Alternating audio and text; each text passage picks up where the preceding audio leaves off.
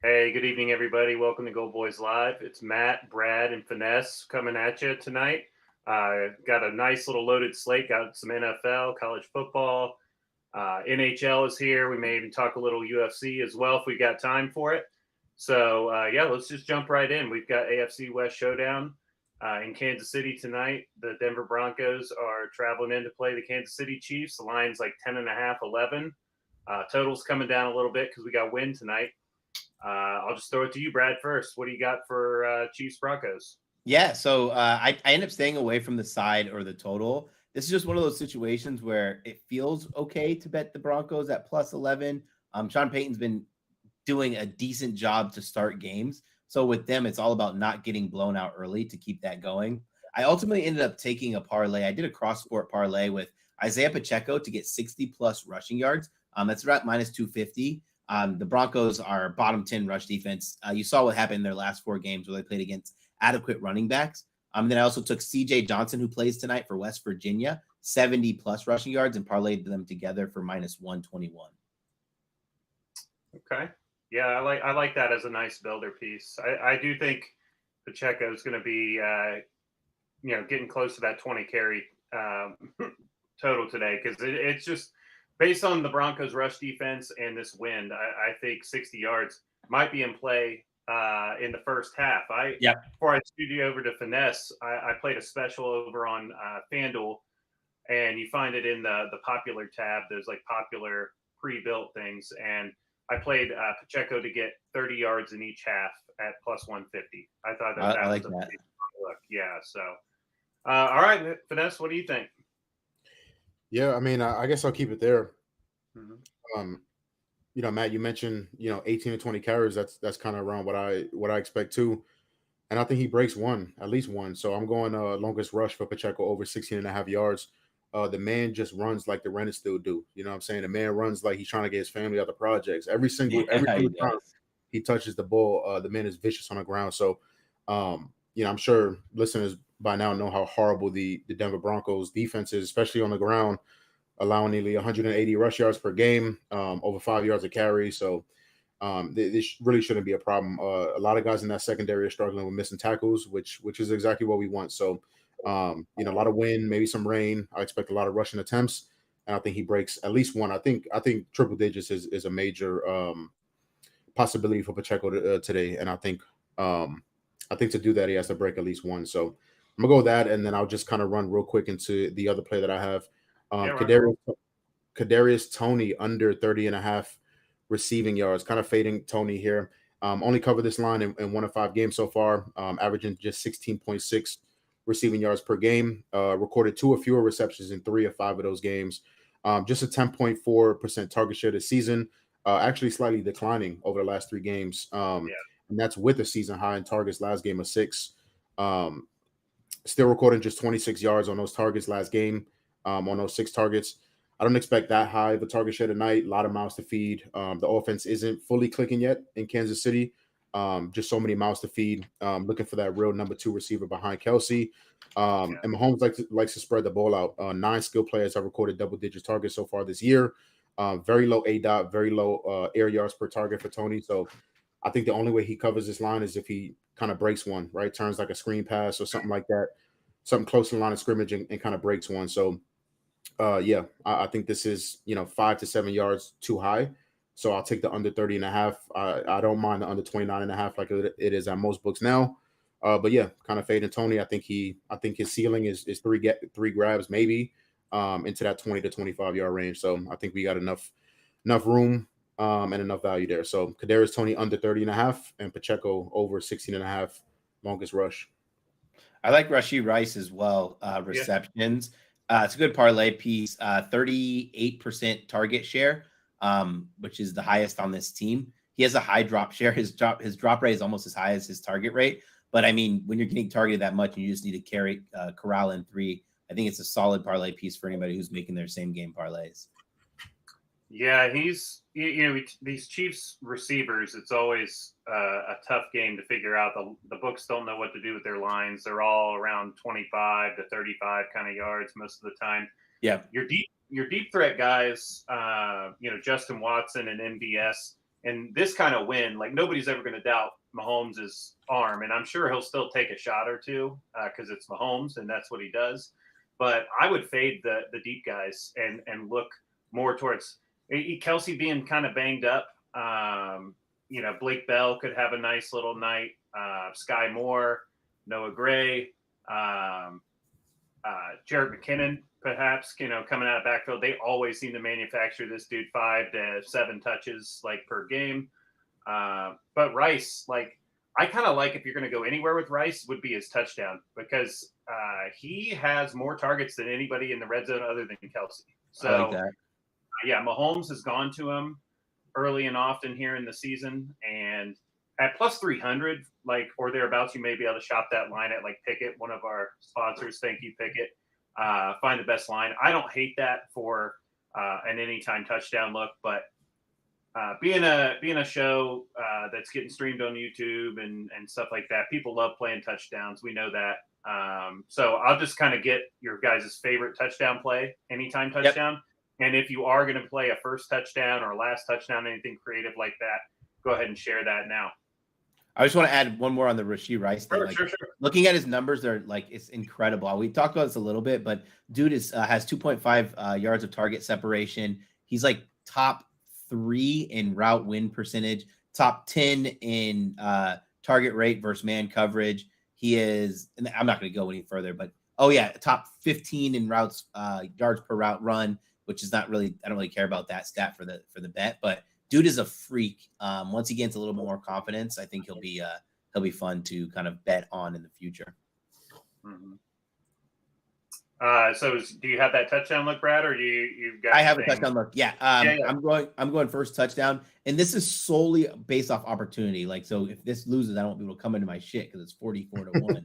But Marvin Mims first touchdown, 44-1.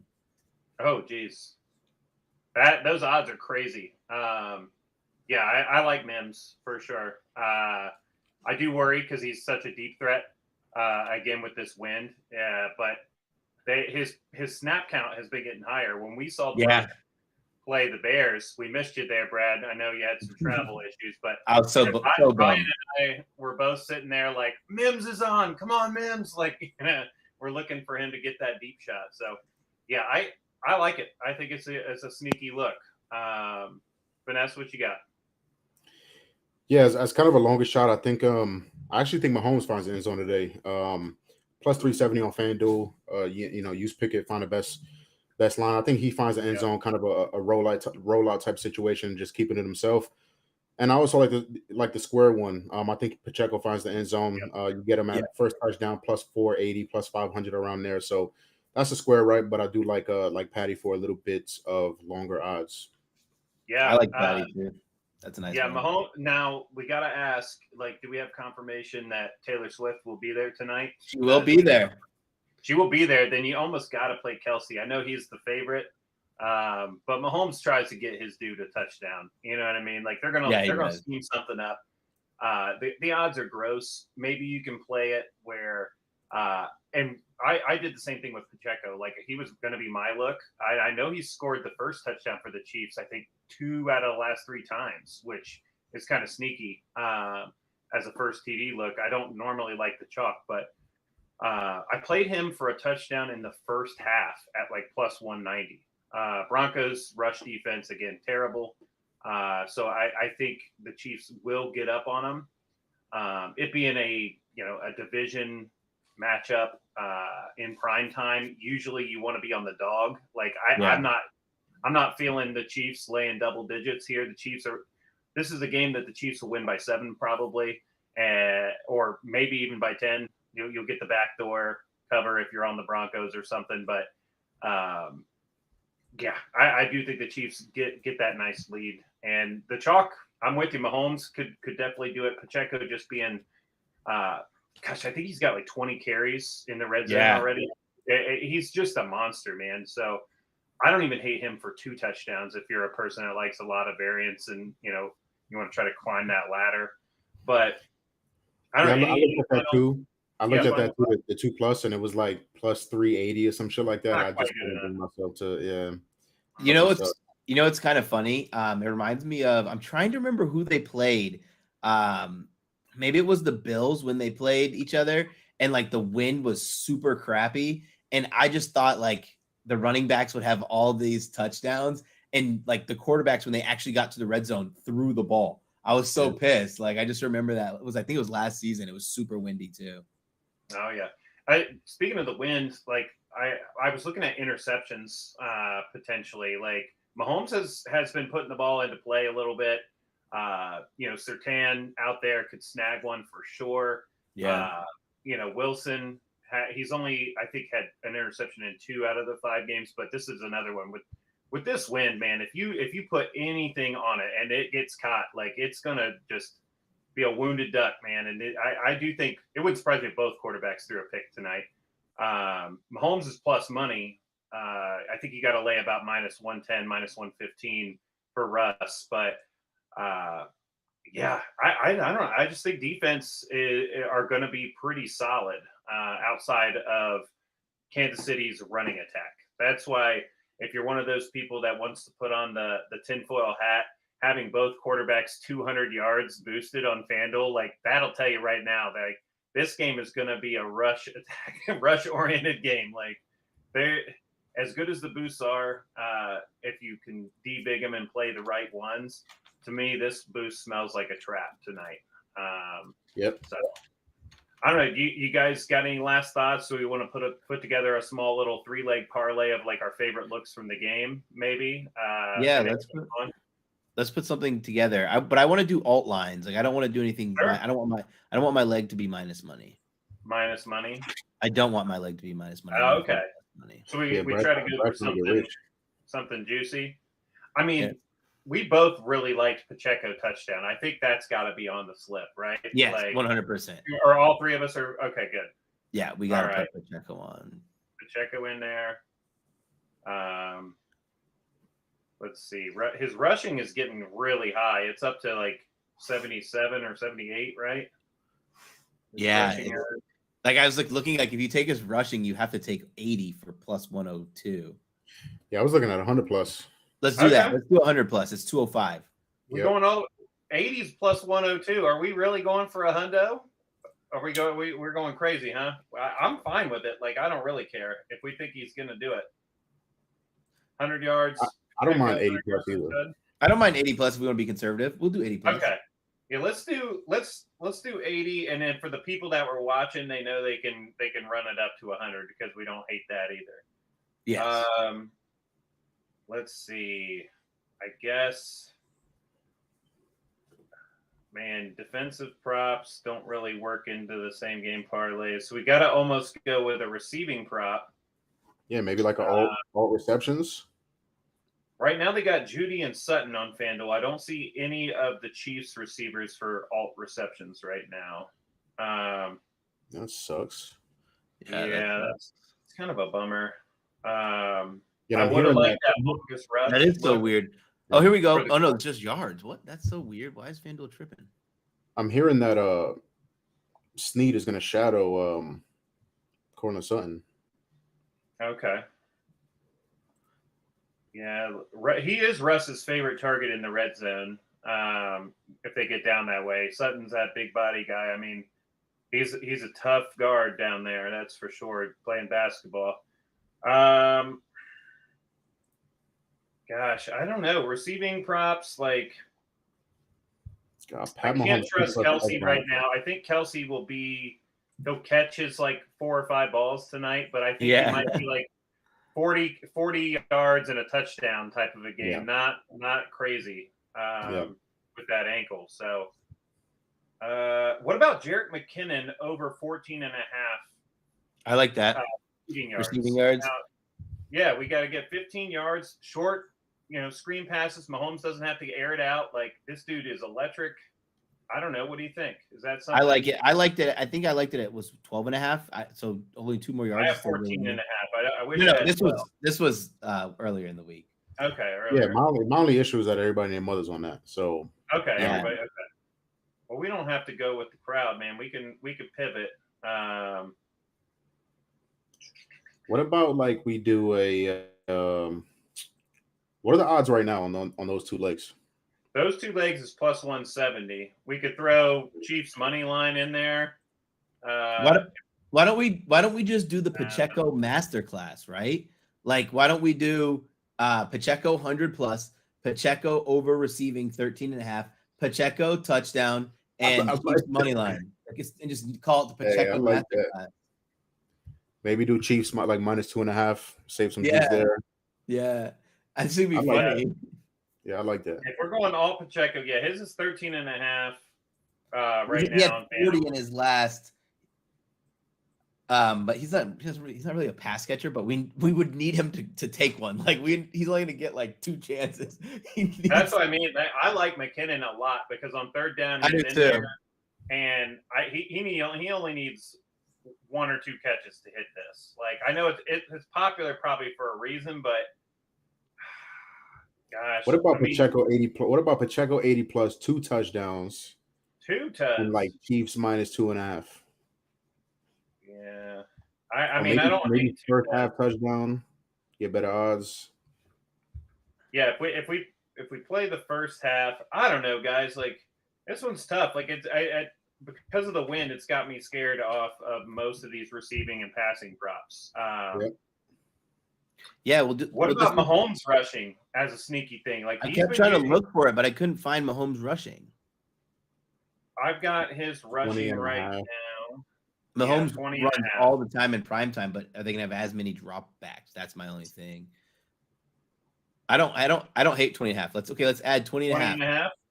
If we go 20.5 paired with the Pacheco 80 and the Pacheco Tud, we're at plus 475.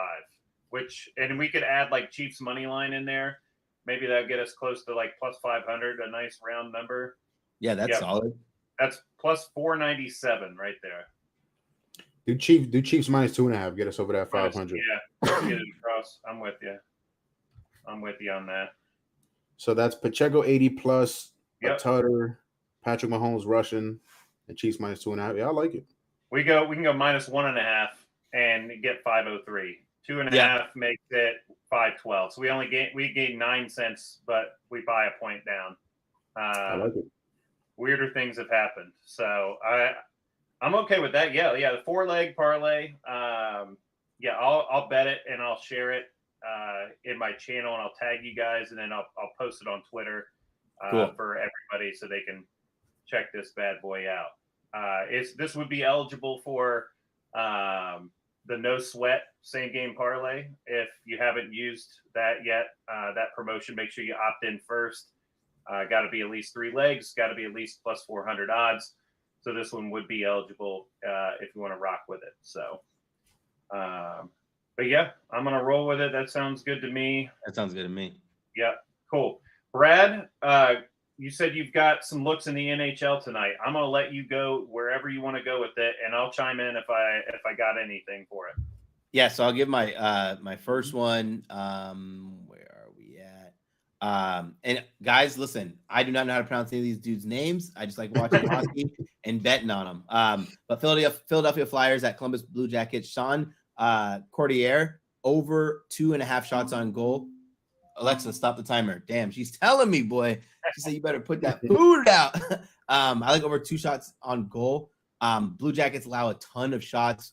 Flyers are a high volume team. He's going to start in that front line after being out for an entire year. He played good minutes in the preseason, which was nice. He obviously didn't get a lot of shots, but he was held out for an entire year with the injury. So he's going to be gassed up. In every interview that I've read of his, he's like, my body's held up.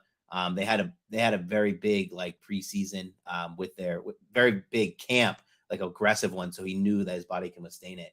I like that one a lot. And then I have a sleeper pick that I added with 3 dudes on it. I don't mind if you play Johnny Hockey by himself too. The numbers, it was just gross on the books. It was like minus 160, I think. So I just put him in sleeper pick. That's Johnny Hockey from the Columbus Blue Jackets game, over 2.5 shots on goal. Mika Zibanejad, at least 1 point. I actually think that line, that Zibanejad line, is going to get a ton of points, a ton of opportunities for points. So if you want to actually play over 1.5 points, like on your book, it's going to be plus money and it's really nice. And then Matthew Tkachuk over 3.5 shots on goal.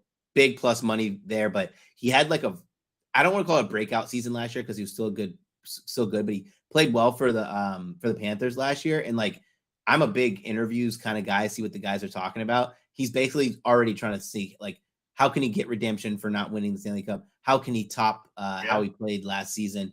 And against the Wild, he had 4 and I think 8 shots on target last season in those games. So it's nice that these guys have, they're full, they're fresh, not playing on the back end of back-to-backs. Those are my hockey looks. All right. Who wins the title first? Is it Tkachuk or is it going to be Jason Tatum? I know they were boys in high school. They both went to the same school in St. Louis. Tkachuk's going to. Tkachuk's going to. I think just the Panthers have a good thing going right now. Their team's really good. With the Celtics, it's like I just think expectations going to kind of take them over. Like the Celtics should have a really good team. I know you're right now. We're talking Celtics. So that finesse. Go ahead, man. Talk to us. No, yeah. I mean, listen. I didn't like the trades. Yeah, I like the Celtics team. Don't get me wrong. Yeah, it broke my fucking heart, but I think we're gonna be nasty, bro. I think a lot of people underestimate KP, especially defensively. He's already showing it in the preseason. So yeah, we'll see, bro. We could be a fucking problem, but there's a lot of good teams right now. A lot of good teams. Yeah, it's for once, I feel like it's been a long time since I've said this. For once, the Celtics aren't one of the deeper teams, one of the deeper good teams. Yeah, I don't think we're done. I think we'll keep stacking pieces. For sure. But, we'll see. It's gonna be a great fucking season, bro. I know. I'm salivating. We'll have to get together and do an NBA preview stream, or maybe we might have to do a couple. That might have. Because there's a little too many. There's too much meat on that bone for one episode, especially here on a football Thursday. So, Brad gave us his good looks in the NHL tonight. Finesse, do you get any plays out on the ice, or are you like me and just kind of watch it from afar? Don't play it, don't watch it. I watched a little of it. It's like sure. Especially during the playoffs, it's great. If it's on my TV and I just finished smoking or whatever, I'll sit there and watch that shit for like an hour. It's like tennis. Okay. I don't cap it. I had some people ask me for some ladders, and like people forget like Thursdays are hard because that's when player props for college football come out. So I didn't have enough time to cap every single game. There weren't any good ladders. I might ladder up like Jack Eichel from Vegas, 6+ shots on target. Actually, I think I'm gonna do that. He hit his player prop last game in a worse situation, which is funny. He hit his player prop in a worse situation while only having 1 shot on target going into the last period, the third period. Wow. He got 3 shots on target. So I think that's what I'm going to do. I think I'm going to ladder his. The kid, Connor Bedard, got his first goal. He did. He a wraparound goal too. He's a stud, dude. He looked like an all-star on his first game, against the Pens, and that'd be kind of fun. We do have a couple college football games tonight. West Virginia is traveling to play Houston, and SMU is going across country to play East Carolina. Should have a lot of offense in these games tonight. If you like betting points, these games both could probably fly over. The totals are around 50 points, 49, 50 points. I think you could see both these games hit into the 60s, but Brad, I know you said maybe when we were in pre-meeting, you grabbed West Virginia early, but you don't like where the number is now. Go ahead. Obviously, shop your lines. I like West Virginia a lot in this game. I just don't like the margins being that thin. Like when you have like 1 or 2 games on, 3 games, those are going to be the sharpest lines. When you have an entire slate, they're not going to be as sharp. But why I like West Virginia, and for those who know, I'm a West Virginia alum. I did grad school at West Virginia. I've been really hard on Neil Brown because I want to have Alabama be a really good team and West Virginia be a really good team to have 2 teams to root for. I don't have a really good one and a really crappy one. But he's kind of turned this team around. And a lot of that hangs on how great they've been defensively. They're 29th in defensive success rate against the pass. 29th defensive success rate overall, 29th against the pass. EPA per play, I think they're in the 70 margin, which is pretty good for that conference. And they're playing against a Houston team who's pretty bad. it's funny because I was going to take Donovan Smith passing under, but I think West Virginia actually controls this game so much where I'm afraid it's set at 250. I think that they're going to be in a negative game script early. Why I like that passing under is because how well West Virginia has done against the pass, but also West Virginia is 123rd in rush rate over expected. I think they're top 4 in pace, which means they run the ball a ton and play really slow, which is going to limit the possessions for a Holgorsen team that's going to want to throw the ball there. But yeah, I like West Virginia here. Also West Virginia, they have pretty good interior line numbers and front 7 numbers, basically getting to the quarterback, a high stuff rate, and a pretty low yards after contact rate. So first contact, I think it's like about 1.1, which means the first contact when they have big runs, like 1 yard, 1.1 yards. Sure. All right. Thanks, man. Looking at the Saturday slate for college football, I know you mentioned you had a couple looks you wanted to get out. These lines, obviously in college football, when they're dropped on Wednesdays or Thursdays, that's when you can drop and you can get some huge CLV. If you wait until 10 a.m. on game day and start getting your college bets in, you're getting the worst of the number almost guaranteed. Like it's we've got weather this weekend to worry about too, all over the country. So that's a factor that could equalize some things. But yeah, we've got some big games. Go wherever you want to go with it though, Brad. Yeah, I'll go ahead and give my favorite prop. It's not my favorite. Okay, actually, I didn't talk about this prop, but I'm not going to give too much background. I've pretty much beat it to death. But Emory Jones over 40 rushing yards for Cincinnati is my favorite prop. 18 unscripted or undesigned quarterback scrambles in 3 games. Hit this number in 3 straight, 102 of those. But this prop that I built today that won't last, it's a parlay over on FanDuel. Leg 1 is it's in Miami versus UNC. Leg 1 is Parrish over 50 rushing yards. It's Parrish is my favorite. I would play him all the way to 60 if I could get plus money, but I didn't. So I just put him in this parlay. If we look at the numbers, UNC is 70th in EPA versus the run, and then 99th in defensive success rate against the run. Miami's defense line yards per rush is 3.2, one of the worst in the country. Their explosiveness rating, also with their havoc rate, which means how much they stop plays in the backfield or how they have big plays or stuffs at the line of scrimmage, is 1.3, which is also not that great. And then when you want to talk about Miami, Miami's line yards per rush, 3.8, really good. Second level yards, 1.4. So which means they get to they have a good job of extending runs past just the line of scrimmage.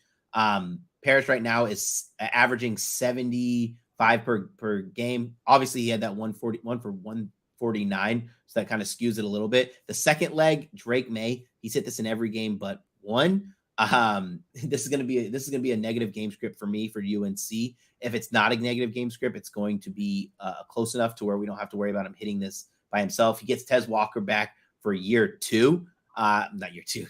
for week 2 of being suspended due to the NCAA violation, which is another bonus for him in the passing game. So again, that's Henry Parrish Jr., 50 plus rushing yards, and Drake May, 250 yards passing. Both of those over at minus 126. I think this is one of those where once Drake May goes up, this is going to be like minus 150 because Drake May's line right now is 295. Probably go to 314 by game time. Okay. Now, question while I got you guys here. I know both of you saw the way Miami lost that game last week. What do you think that now, first off, like, probably the worst loss I've ever seen, and I've seen a ton. Like I'm hypercritical of coaching and mismanaging the clock and all. It's just gross in college football. You see it constantly in the NFL too, but it's horrible in college. And I've always said, competitive Madden players and things like that have better clock management than most of these Division I coaches. Like they get in here, and Miami. If I'm on that team, my heart is just like shattered into a million pieces. Like, how do you come back from that? I think Carolina beats them and beats them soundly, but maybe I'm not. Maybe I'm wrong. I don't know. I just don't know how you get back up off the canvas off of something like that. Like it was horrific. Yeah, that was bad. I don't blame that on Cristobal as much as other people. I blame that on the offensive coordinator. The coach has so much that he's worrying about. The offensive coordinator only worries about the offense. Like the offensive coordinator should know that clock situation, but that's not the first time it's happened to Cristobal. I actually I lean the points with Miami here, just because I think I have the teams a little bit lopsided or opposite direction in overall power rankings. I have Miami higher than UNC. If Miami doesn't lose that game to Georgia Tech, I think that we see a different line here. I don't know what the look ahead was, but I think that it's going to be a tough situation. This is going to be one of those situations where you need your senior leaders to step forward. It's nothing that the coach can say. It's going to be what that's what I mean. Like you mentioned, you're not going to I'm going to hang it on the coach Cristobal, but like the OC, I hang it on the coach always, but I mean, I'm not giving him as much shit as I would give to the OC. For them not to even have a victory formation in practice and have that, it to me is, gosh, I want to choose my words carefully here, but it's bullshit. Yeah, I don't want to be too disrespectful, but it's like borderline incompetent and like fireable offense. Like your job, especially, I mean, that's millions and millions and millions of dollars that could have gone to that program. They had a chance to go to the playoffs, all these other things. Like, I mean, it's catastrophic mistake. But to me, that's when I'm handicapping a spot like that, I always want to fade a team coming off a emotional loss. Yeah.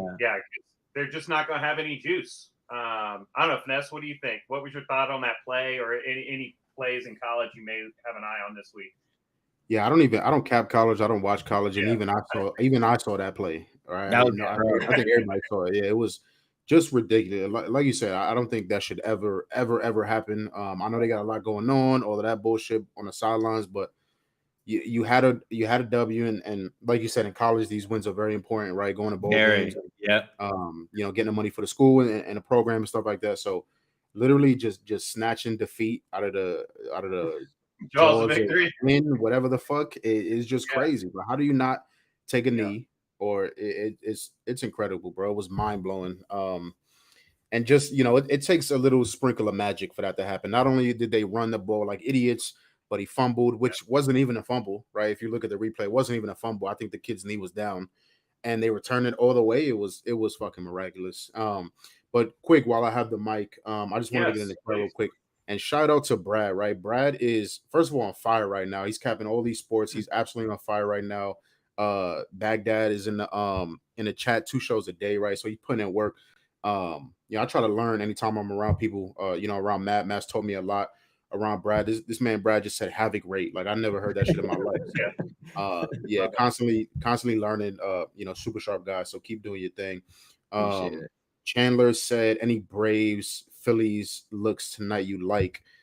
My brother, I refuse to think that the Braves are gonna go out sad like that. Like punks, man. What's going on with the Braves? Yeah, I mean, Strider on the mound. We gotta have this, right? They've been getting scraped, really, except for those later innings where they came back. It's been all fields, but I don't think they're gonna go out like that. I like that double result. Actually, you get that at plus money, so I think it was like plus 105 last time I looked at it. Strider on the mound. These guys are probably very fucking pissed off. The bats haven't really gotten going in the series, so. I think we see some power from the Braves. I think they get it done. Money line's a little bit too juiced, pushing minus 160. So I like the double result for plus money. I should have taken this yesterday. I only did it for Elder. I should have taken it for Lance Lynn, but I think that under 11.5 pitching outs for Ranger Suarez is a pretty sharp line. I think pretty good line. If he gets hit, like if he gets 4 hits, if he gets 4 hits on him, I think he's out. See, the problem with that is even earlier today, I think it was like 14.5 his outs. Oh, so man. All the way down to 11.5. Someone was like, oh, this is not right. Yeah. It's crazy. 14.5 was a smash on the spot, though. Yeah, it was. Yeah, 11.5, like you said. It's not a must win for the Phillies, right? Obviously, because they're up in the series, but you do not want to, you don't want to extend this any more than it has to go. So, important game. Should be a huge game. It really, I think there's a lot of spots. You've got division rivals that everyone up and down these lineups. There's a ton of, head-to-head data with the starting pitchers, like there's so much out there to put together. For me right now, I lean into. I think the Braves have to go with Strider for as long as they can. He's going to be reaching back. He's going to be hitting 102, like 103. Like he's going to be going 110%. So yeah, I like his case. And then the Phils. What number for his cases are you playing? So I haven't locked it in yet. I've texted Nick. Shout out Nick Larson from the Discord. What his thoughts are, because anytime I got a feeling to play a baseball play, especially pitching, I like to run it by him, being a former pitcher, and him and Alan do such a great job with the big board. But his strikeouts are 8.5 plus money. I just feel like the Phils are going to go up there and swing a little free. They're not going to have this desperation at the plate where they're going to, I think they go up there, they cut, they try to play free and fast and get and steal one, honestly. So Strider, I mean, if this is your guy who's supposed to be your ace, you gotta let this guy go out there and do everything he can to win you this ball game. So I think he's got a long leash. I don't think he has the magic of Blake Snell to be a magician and get out of these jams like Snell did all season, with that walk rate being as high as it was, and but his ERA staying as low. Strider was a little more unlucky on that, but to me, that's my handicap of it. Give me the ace, give me the guy with the gas in a must-win game, and if I go down with that, then I'm okay with it. 8.5 does feel like a lot, but shit, he may have 6 or after 2 innings, and you're like, oh shit, okay, this is going to fly over. I mean, how many times? I don't have it in front of me. How many times this guy hit double digits this season? So many, dude. Yeah, a lot. 15 probably. So I don't know. That's my last thought on the game. You guys, Ranger Suarez has been fucking incredible too. So the Braves got a tall task in front of them. This year and last year in the playoffs, Ranger Suarez has been incredible. So I just refuse to believe the Braves are going to go out like hoes. So we'll see. Yeah, I'm with you. One other big game on the slate on the college, and then we won't touch the NFL Sunday show, but we got the Trojans and the Irish, one of the best rivalries in college history. 2 NFL quarterbacks leading these teams. I know, Finesse, you don't dive in as much as Brad and I do with the college stuff, but this is a great game. The Irish have had a brutal schedule. They finally kind of had their luck has came up a little bit, but this is a good spot for them. USC has been riding their luck and falling asleep and kind of coasting out these leads, but their defense is pretty suspect to me. And the Irish coming off of a loss to Louisville, I think this is their season. You know what I mean? Right here, this is the game. So I see a classic. This is looking like it could be the best since heck when we were back then, and that it was Matt Leinart, Reggie Bush, going up against. That's where the Church push came from. Right. That game. This could be an epic game. Right now USC I think is catching 2.5 or so. So I know some people are on USC money line. I actually think this is going to be Freeman's first huge win. I think they upset the Trojans and get it done, but I'd love to hear your guys' thoughts. Yeah. So I'm sure a lot of people don't know this. I'm NBC Sports Notre Dame analyst or whatever. I cover Notre Dame extensively throughout the season. That's the team that I'm tasked with. I want to bet Notre Dame so bad. I wanted to earlier. I ended up taking USC. USC's pitfalls have been pretty tough, right? Defensively, the last 2 years, pretty bad. They're 113th year before, 67th this year. I just don't know if Notre Dame has the offensive weapons outside of Audric Estime to compete in a shootout. I'm sure there's going to be a little bit of bad weather, but nothing too crazy where I don't think Caleb Williams is going to have as much trouble. We look at both the Jadens, Greathouse and Thomas. They lack the ability to get real separation. Even when you look at the Colorado game where Colorado came back, they have Horn, they have Weaver, they have legitimate wide receivers and a quarterback who's playing free. Sam Hartman hasn't had a chance to play free because his offensive coordinator has been limiting them. I also think they're pretty banged up. The lack of I didn't write an article. By the way, I wrote an article. It's on my Twitter page for anybody who wants to read it in depth. But I just think the lack of physicality that their offensive and defensive lines have been bringing these last 2 weeks are just tough.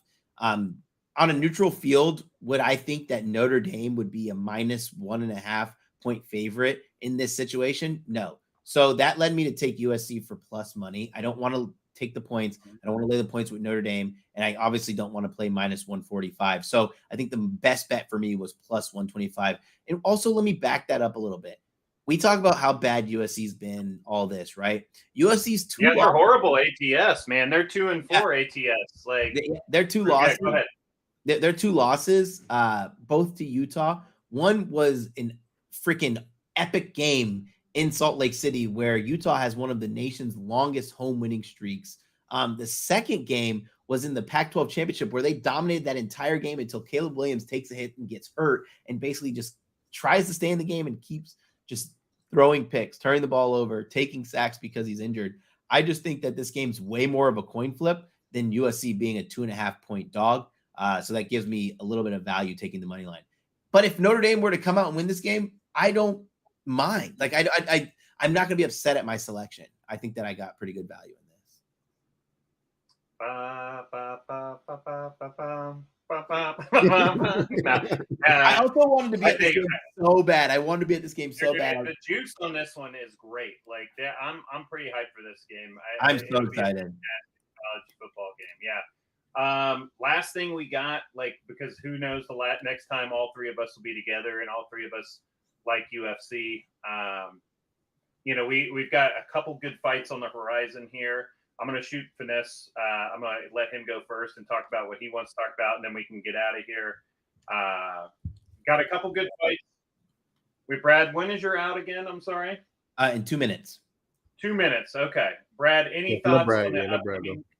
Yeah, go ahead, Brad. I'll just give my last thought. Thanks for everyone who tuned in. Thanks for betting with the boys. Make sure that you guys lock in Luther Burden of Missouri over 106 receiving yards. He's hit this in every game but one. The one game he didn't was a blowout where he had 99 yards. And when I mean he's hitting it by getting like 150 yards. So lock in Luther Burden. That number will be 110 before lock. Thank you, Brad. All right. Have a great night, dude.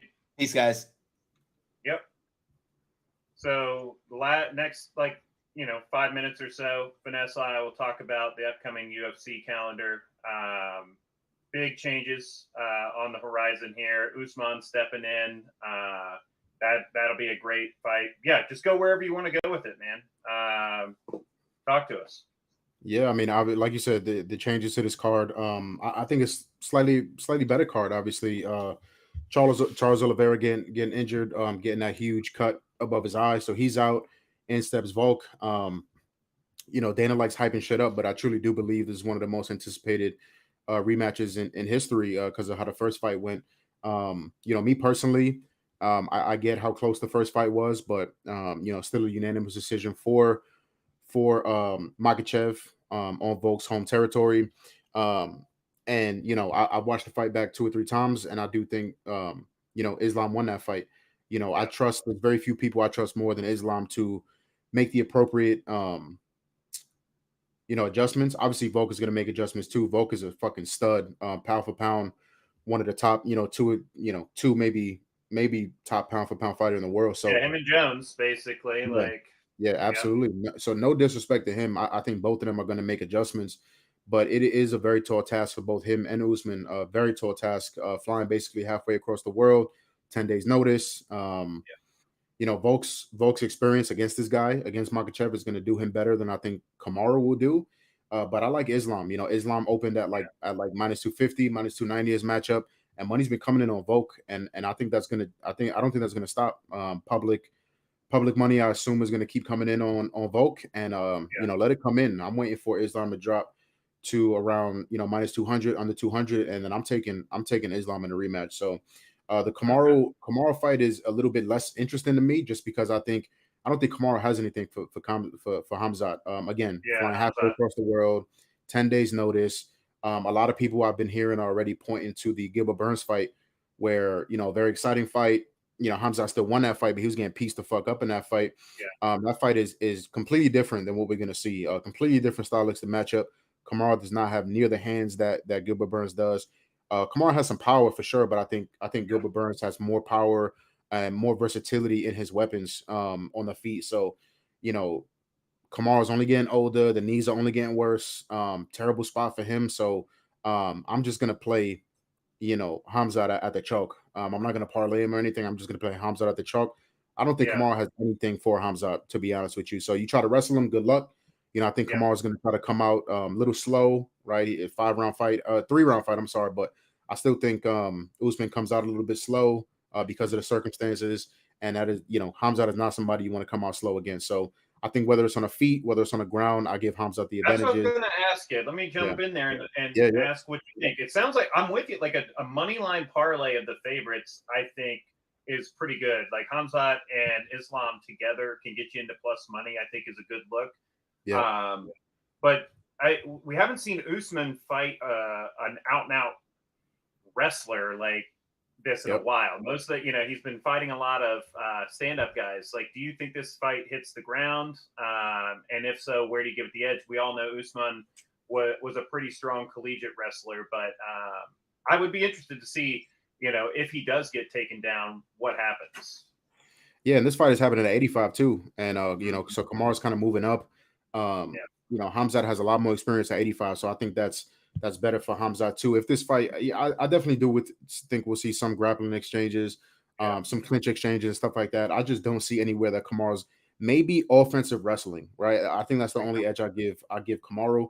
Other than that, if it's up against the cage, Hamzat's going to be bigger. He's going to be more physical.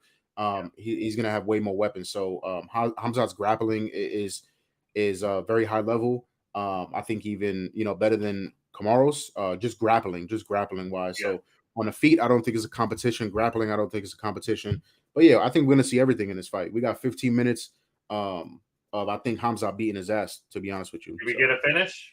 Does he get Usman out of there? That's tough because not a lot of people have been able to do that. So obviously people remember the Leon kick and the Jorge knockout, but those are like meme moments, you know what I'm saying? So Hamzat is vicious as fuck, but I'm gonna say no. If it was a 5-round fight, I'd lean more towards a finish, but I'm gonna say no. I just think Hamzat beats him the fuck up for 15 minutes. I dig it. Yeah, and then the Islam and Volk, like, to me, I don't necessarily love the way it's priced right now. I don't think Islam should be a minus 250 favorite. I think they're closer, but I'm with you. I do think he edges it. I think Volk could find his chin. I'd be interested to see if he does, but I'm with you, man. And in general, I do think that is the way it's going to go. So, dude, we could talk all the way to the end of the year UFC fights, but we'll save those for later because you know how these cards end up changing and flip flopping. As we saw with this one coming up next week. So probably a good spot to end it there, so we can get out of here, grab some food, get ready for some football. Any last words? No, sir. I appreciate you hosting. Kind of spur the moment thing. So I'm glad we were able to kind of get something together for the people. I'm going to be running episode 4 of the UFC podcast on Saturday. So tune into that if you want kind of a full breakdown of the card. And shout out to you, Matt. Killing shit as always. And let's keep it going. So money to be made tonight and money to be made tomorrow and the next day and the next day and the next day. So let's do it, brother. I appreciate you. Yes, sir. Feelings mutual. Guys, that's it for GoldBoys Live. Thank you, Pickett. Appreciate you guys sponsoring the program, and keep a lookout for all our stuff in the GoldBoys Discord, and I'll be sure to share that SGP we put together earlier on Twitter. We're out.